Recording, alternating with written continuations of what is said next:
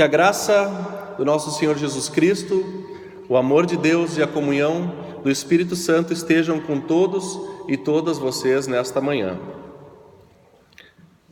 Prezada comunidade, caros irmãos e irmãs, hoje os dois textos das leituras bíblicas de Gênesis e de Lucas falam sobre o tema da visitação, um tema importante para a tradição bíblica, o tema da hospitalidade. Neste texto de Gênesis, o texto começa dizendo que Abraão recebeu a visita do Senhor. O primeiro versículo diz: Abraão recebeu a visita do Senhor. E no segundo versículo fala que 3 homens estavam de pé na frente dele, Estava descansando ao meio-dia, sol forte.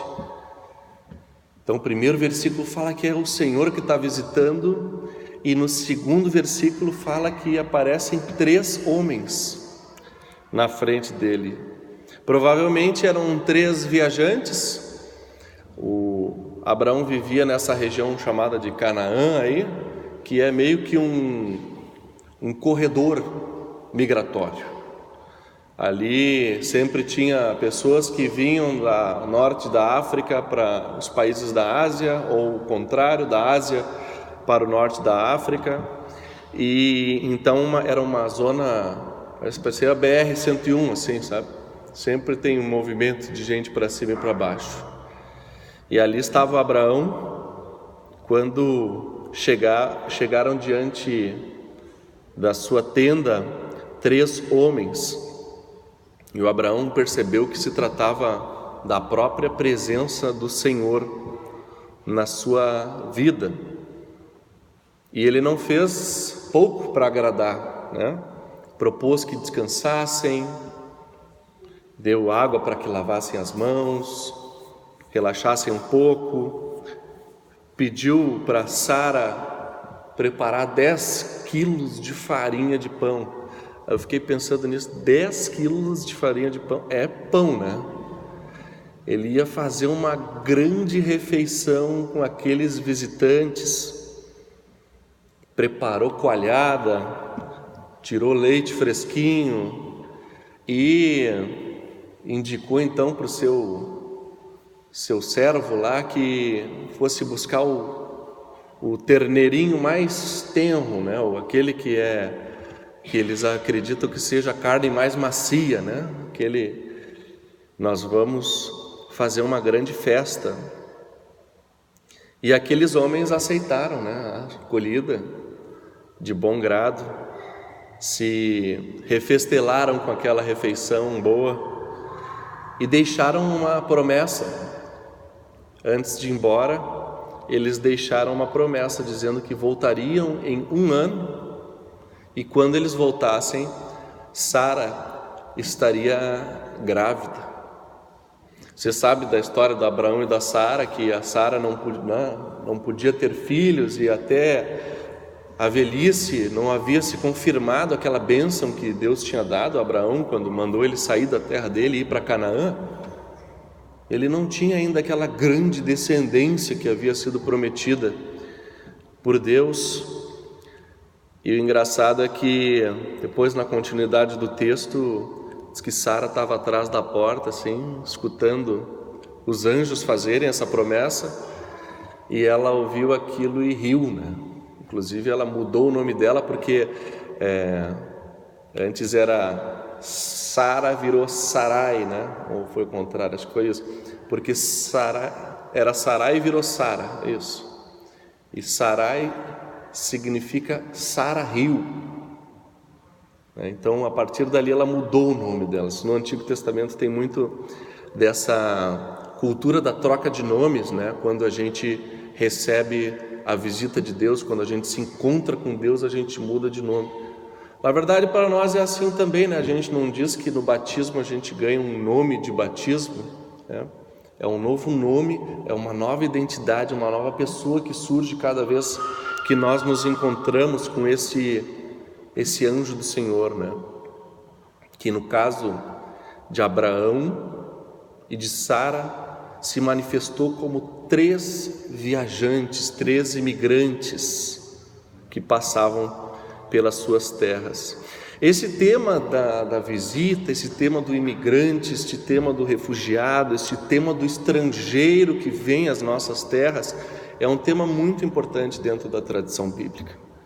Eu lembro aqui do texto de Levíticos 19, 33, 34, que fala: não maltratem os estrangeiros que vivem na terra de vocês, amem os estrangeiros, pois um dia vocês também foram estrangeiros na terra do Egito. Nós também já fomos estrangeiros em algum momento da caminhada, do fluxo migratório da humanidade. Paulo, em Romanos 12, 13, dizia: recebam os estrangeiros em sua casa.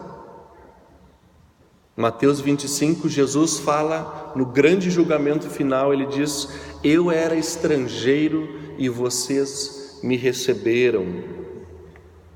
Deus visita a Maria através do anjo Gabriel, visita Maria, e quando visita, anuncia a ela que ela conceberá o Filho de Deus, o Senhor. E em Lucas, capítulo 1, versículo 68, o evangelista refere-se ao nascimento de Jesus Cristo como a visita de Deus que veio redimir o seu povo. Jesus também era conhecido como Emanuel. Vocês já ouviram essa expressão, né? Emanuel. Emanuel significa Deus conosco, Deus que está próximo, o Deus que se faz ser humano e vem conhecer a nossa realidade, vem passar pelas circunstâncias de vida que a gente vive, vem saber como é difícil ser humano no mundo com tanto medo, com tanta angústia, com tanto sofrimento. Jesus, durante a sua vida, também era um bom visitador. Ele visitava muita gente, visitava as pessoas para fazer refeição, né? Quando estava indo o caminho de um lado para o outro, ele pedia para os discípulos irem na frente, anunciar que vinha chegando Jesus, passando por um vilarejo, e sempre alguém dizia: nós queremos acolhê-lo aqui na nossa casa, fazer uma refeição com ele. Então Jesus, ele era um peregrino, visitante neste mundo. Visitou a sogra de Pedro, visitou Zaqueu,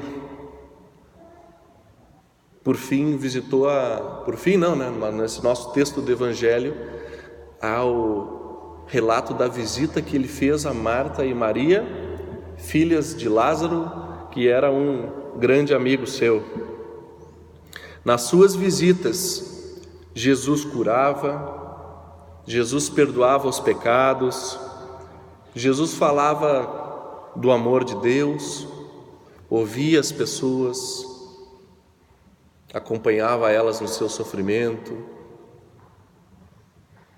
A visita de Deus na nossa vida sempre é uma visita carregada de dádivas. O apóstolo Paulo visitava com frequência suas comunidades. Ele ia lá, lançava a comunidade, pregava o evangelho, a comunidade começava a se organizar e ele ia para a próxima. Mas sempre escrevia suas cartas e voltava para visitar, voltava para ajudar a resolver os conflitos comunitários que iam surgindo. Texto de Tiago, capítulo 1, versículo 27, diz que a verdadeira religião, ele está criticando a hipocrisia, ele diz que a verdadeira religião é visitar órfãos e viúvas nas suas tribulações. Que palavra é essa, né?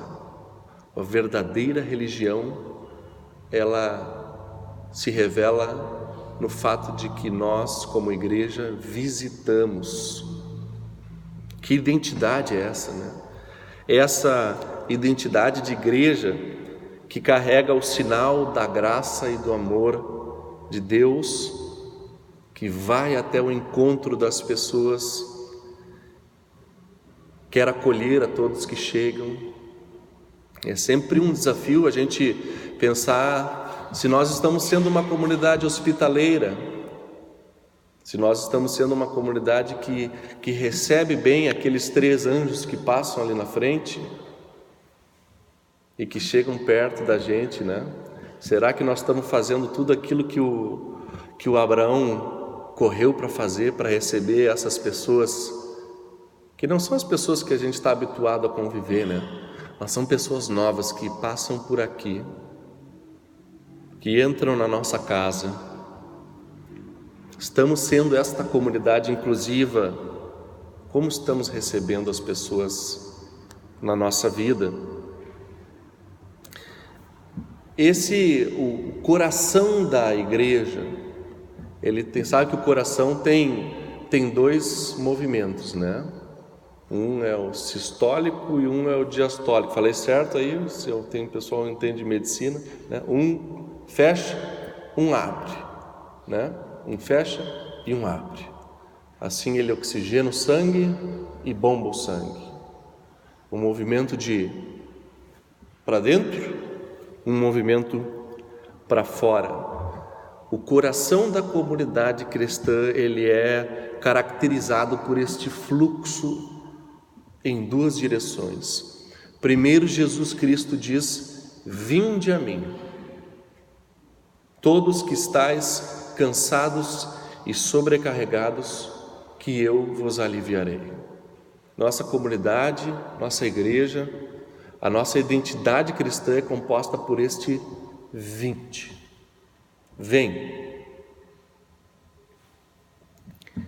E o segundo movimento deste coração pulsante da nossa igreja é o chamado ide. Vai.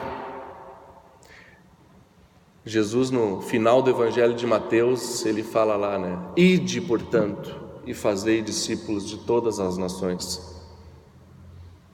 batizando-os e anunciando que eu estou com vocês até o fim dos tempos.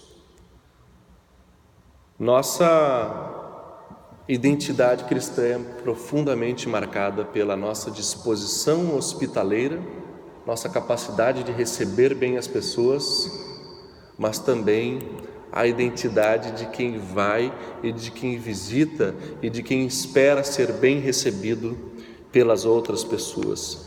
E eu lembrei da nossa origem migratória, nós, né, luteranos que surgimos de um processo de colonização alemã, né? Nós saímos de um lugar um dia por situações diversas, mas geralmente relacionadas com a pobreza, com falta de perspectiva de futuro. Os alemães que vieram para cá vieram buscando uma vida nova, né? Tentando reconstruir a sua vida. E assim, o Brasil é um país de braços abertos.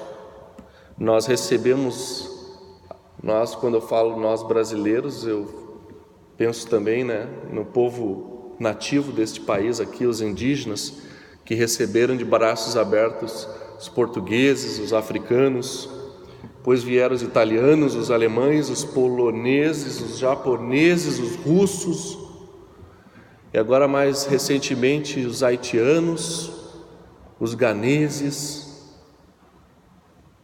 bolivianos, venezuelanos. O Brasil é uma tenda em que passam e entram alguns visitantes por aqui. E nós acabamos, infelizmente, com o tempo desenvolvendo no Brasil uma cultura que eu chamo da cultura dos condomínios fechados, né? A partir da década de 70 no Brasil, nós começamos a por causa da mudança do contexto social, né? Uma urbanização muito grande, um fluxo migratório, pessoas em desigualdade social e econômica vivendo uma do lado da outra, a criminalidade crescente, o contexto de convivência social já começou a ficar mais complicado e nós começamos a construir muros, botar grades, fechar as portas para o outro que passa por nós, né? Nesse contexto de vida, e vocês conhecem bem como é morar numa cidade grande, às vezes morar num apartamento fechado e nem ver, nem saber quem são seus vizinhos, de poucas vezes receber uma visita em casa, falta de confiança, né? Quem é que está entrando dentro da minha casa? O risco, a gente escuta tanta história terrível por aí, né? Quando nós mesmos não experimentamos uma situação traumática de invasão, né, no nosso lar. Deus se manifesta para nós sempre como aquele que é totalmente diferente de mim. Um teólogo que fala que Deus, a percepção, o entendimento cristão de Deus é de que Deus é totalmente outro. Sabe que tem algumas religiões que enfatizam que a gente encontra Deus quando a gente vira para dentro de si mesmo, né? Quando a gente olha para dentro de si, e aí quando nós ouvimos no nosso silêncio a essência do nosso ser, aí nós podemos encontrar Deus. Mas essa não é necessariamente a visão cristã. A visão bíblica é de que Deus aparece como esses anjos que diferem de mim, são de fora. Deus é um totalmente diferente de mim. Assim ele visitou Marta e Maria, e ali se vivenciou duas experiências cristãs que são parte da nossa identidade também. A Marta queria servir, né? O serviço como a diaconia, e a Maria queria ouvir a palavra. O Lutero enfatiza na interpretação desse texto do Evangelho, ele enfatiza esse versículo 42, o último versículo, que diz que o necessário, o mais importante é ouvir a palavra. Entre a decisão das duas, Jesus acolheu o trabalho que cada uma queria oferecer, aquilo que cada uma queria dar para ele. O serviço de Marta era importante, o nosso serviço continua sendo importante, mas o mais importante, o mais essencial era ouvir aquilo que Jesus tinha a dizer. Eu quero deixar vocês nesse domingo com esta pergunta, que possam voltar para casa e refletir sobre esta pergunta: como nós estamos recebendo Deus em nossas vidas? Como estamos recebendo em nossas casas? Qual a disposição que nós temos de acolher esta palavra, que é essa palavra que Jesus nos traz na nossa vida? Eu penso que ouvir a palavra e conseguir trazê-la para dentro da nossa rotina de vida é uma coisa muito difícil, né? É um exercício diário de contrariar-se a si mesmo, de corrigir seu modo de ser, de refazer as suas percepções. A palavra tem que nos desafiar dessa maneira. Nós temos a tendência de sermos refratários diante dessa palavra que nos muda, né? Gente, também em relação às nossas percepções, às nossas compreensões de mundo, a gente levanta muros, bota grades, tem medo daquela ideia diferente que pode mudar meu modo de ser. Já dizia o Einstein, né? Que só não muda de opinião quem não as tem.